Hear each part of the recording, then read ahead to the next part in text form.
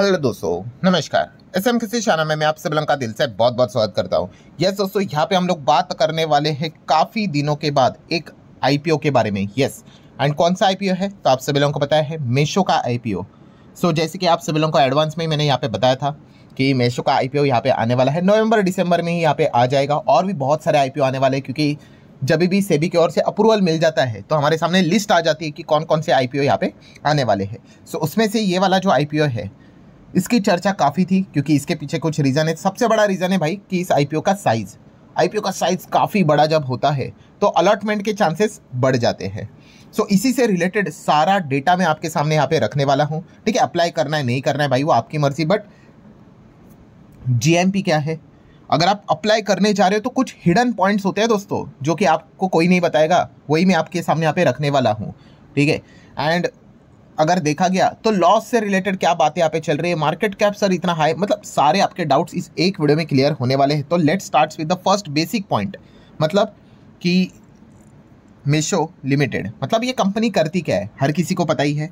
पहले तो आप देख सकते हैं 2015 में यहाँ पे ये स्टार्ट हुई थी। एंड अगर हम एकदम आसान भाषा में अगर बोल दे तो आपको पता ही, यस, ई कॉमर्स वाली ये कंपनी हम लोग को देखने को यहाँ पे मिल जाती है।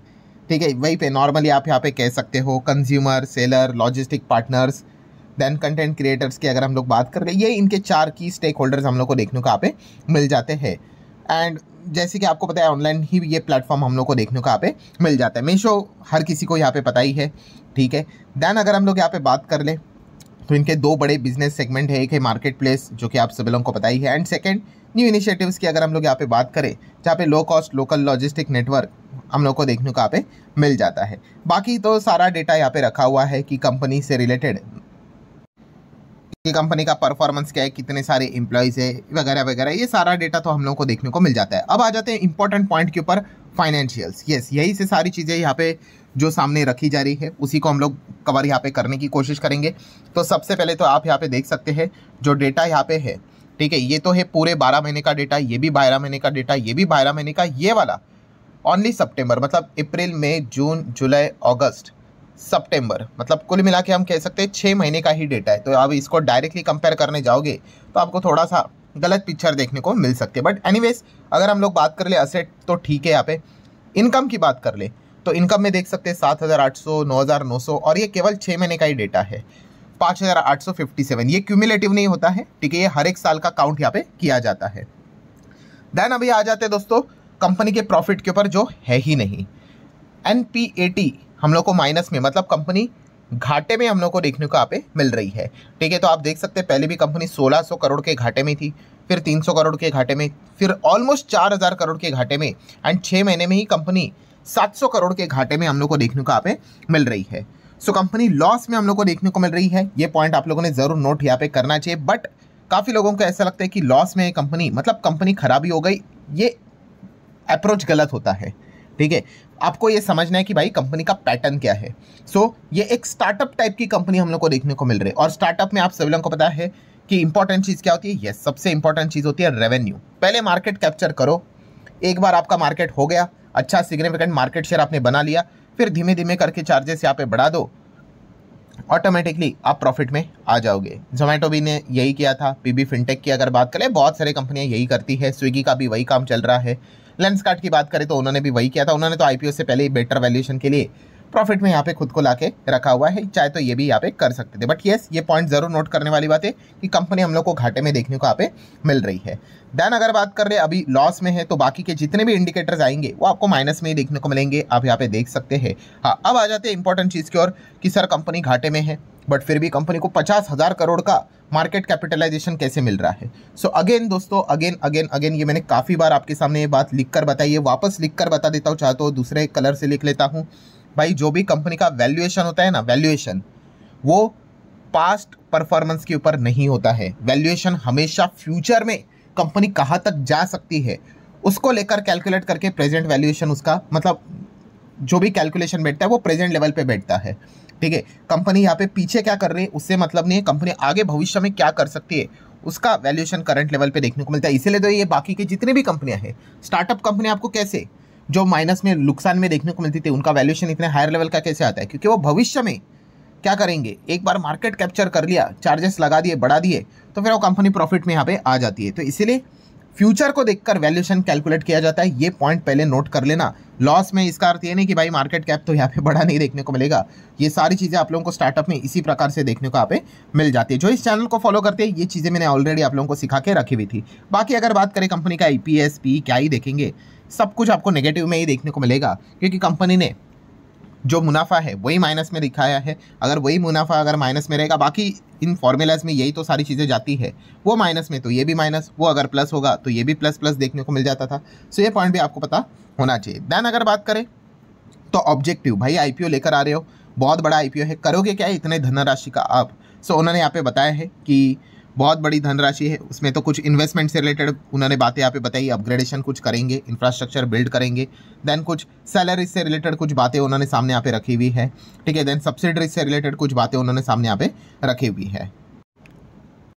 एंड आज ही के दिन आपको पता ही है ये IPO ओपन भी ऑलरेडी होते हुए देखने को मिल चुका है। तो सब्सक्रिप्शन डे 1 की अगर बात कर ले तो QIB आप देख सकते हो एंकर की 2 टाइम्स के ऊपर जा चुका है, ठीक है। 2 टाइम्स मतलब क्या कि जितना डिमांड दिया था उससे ज़्यादा, ठीक है। मतलब अगर 0 समथिंग समथिंग होगा ना, मतलब जितने शेयर्स ऑफर किए थे उससे कम हुआ है। जैसे कि अगर आप यहाँ पे चेक करोगे कि कितने शेयर्स यहाँ पे ऑफर किए गए थे, इतने 14 मतलब 146519,017 एंड अगर आप यहाँ पे देखोगे तो कितना ऊपर जा चुका है आप देख सकते हो, 14 का डबल 28 से ऊपर 31। तो इसीलिए ये यहाँ पे लिखा हुआ है, मतलब ज़बरदस्त एंकर का हम लोग को परफॉर्मेंस देखने को मिला। देन नॉन इंस्टीट्यूशनल इन्वेस्टर भी ओवर सब्सक्राइब हो गया।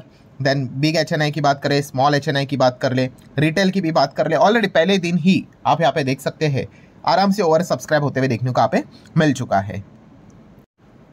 अब आ जाते हैं दोस्तों बाकी के IPO के डिटेल्स की। तो 3 तारीख को आज ही से ओपन हो गया, 5 तारीख मतलब शुक्रवार तक ये चलने वाला है, ठीक है। 100 के आसपास का प्राइस बैंड आपको देखने को मिलेगा, लॉट साइज 135 का है, ठीक है।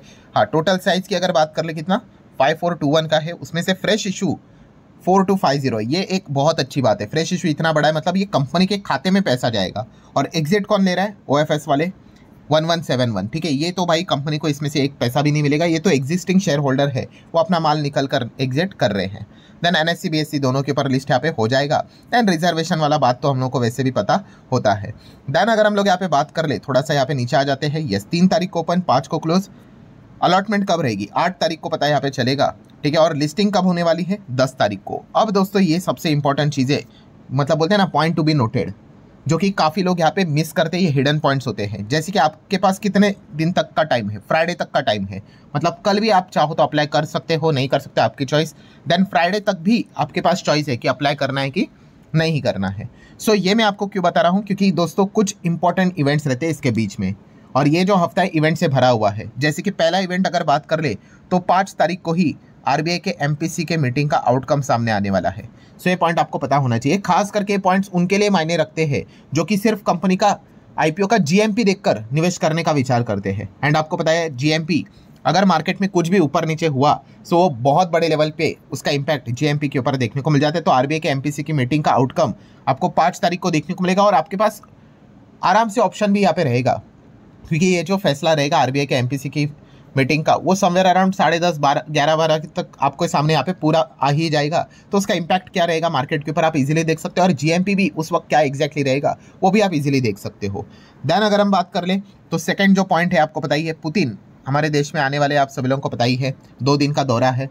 सो वहाँ पे क्या कुछ खबरें निकल कर आएगी, ट्रेड डील को लेकर, अमेरिका से रिलेटेड टैरिफ को लेकर क्या खबर निकल कर आएगी, ठीक है। तो इन सभी चीज़ों के ऊपर आपको ध्यान यहाँ पे रखना होता है, क्योंकि 5 तारीख की आखिरी तारीख है, उसके बाद डायरेक्टली आप देख सकते हैं काफ़ी बड़ा गैप है, सैटरडे संडे के चलते 10 तारीख को डायरेक्टली लिस्टिंग होगी।